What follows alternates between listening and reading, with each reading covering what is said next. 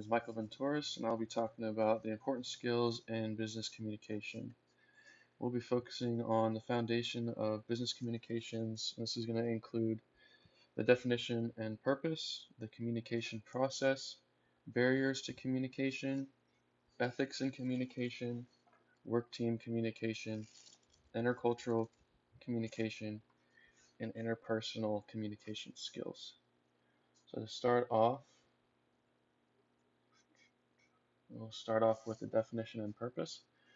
The definition is business communication can be defined as the process of sending and receiving messages at an organization setting. It includes verbal, nonverbal, cultural, and public communication. And the main purpose of business communication is to educate, inspire, and develop trust, relationships, and a positive public identity. Effective business communication is an ingredient for success for any organization. So we'll start with the business communication process. As you can see, this is a visualization of how the process works. So start out, you have the sender, who is the source of the message, and they encode, which refers to the process of converting ideas into a message. Then you have the message, and this is the content that the sender transmits, or media, which this refers to the channel of communication that's being used. And decoding is the process by which the receiver assigns meaning to the symbols encoding by the sender. And then there is the receiver, who is the person who receives the message sent by the sender.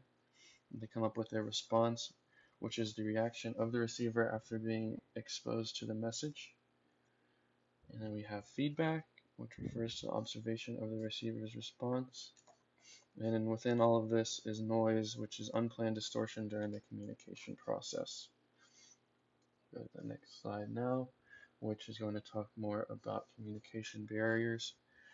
So one kind of barrier is going to be verbal barriers, which are related to what we write or say, and they can include inadequate vocabulary, differences in interpretation, language differences, inappropriate use of expressions, over abstraction and ambiguity, and polarization. And then there are also nonverbal barriers, which include inappropriate or conflicting signals, differences in perception, inappropriate emotions, and also distractions. Now we'll move on to ethics in communication. Now, each of us has a personal code of ethics or system of moral principles that go beyond legal rules to tell us how to act. Our ethics represent our personal belief about whether something is right or wrong. And there are three types of ethics. So professional ethics being the first are defined by an organization. Employees and members are expected to follow these guidelines, which define what is right or wrong in the workplace, often beyond established laws. The second type is called social ethics. These are defined by society and are informed by social pressure from others in the community. And the final kind of ethics would be individual ethics, which are defined by the person and are based on family values, heritage, personal experience, and many other factors. And so next we will move to work team communication. The goal of work team communication is to communicate within a group for mutual acceptance and understanding.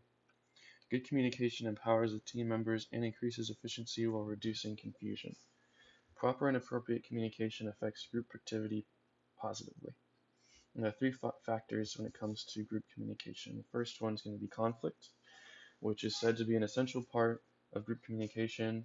Healthy conflict is usually regarding the issues directly involved in the situation, whereas unhealthy conflict usually involve more personality conflicts, stuff of that nature, things that are not directly pertain to the issues. The second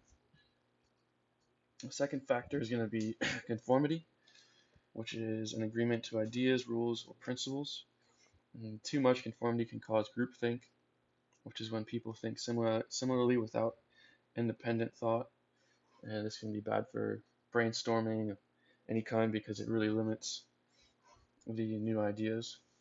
And the final factor is consensus, which means reaching a decision that best reflects the thinking of all members.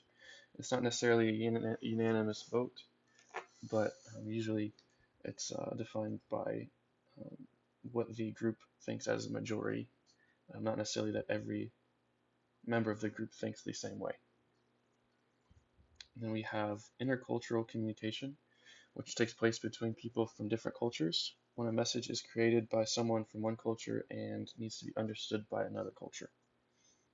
And the word multiculturalism refers to the appreciation of diversity among people, typically beyond differences in countries of origin. And to be successful in today's global multicultural business environment, managers need to appreciate differences among people, and this can be among verbal, obviously, language differences, but nonverbal, such as hand signals and things of that nature. And then we have interpersonal communication skills. First of those being verbal communication, and that is being able to speak clearly is vital to ensuring that the message that you are trying to portray are understood as clearly as possible. Another important interpersonal communication skill is listening skills, and these are essential to business.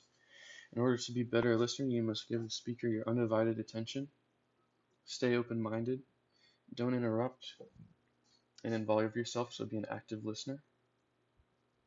And the last interpersonal communication skill is going to be nonverbal communication, which includes body movement, physical appearance, vocal qualities, time, touch, space, and territory. So for the conclusion, we have business communication can be said to be an ever-developing process that grows throughout observation, assessment, and implementing challenge. Written and oral communications are among the top 10 skills that employers look for in college students' resumes. And communication is a vital part of how we conduct business, and although there is an ever-expanding pool of knowledge regarding it, it can be an extremely useful tool in your professional and personal life. Thank you for your time listening, and have a great day.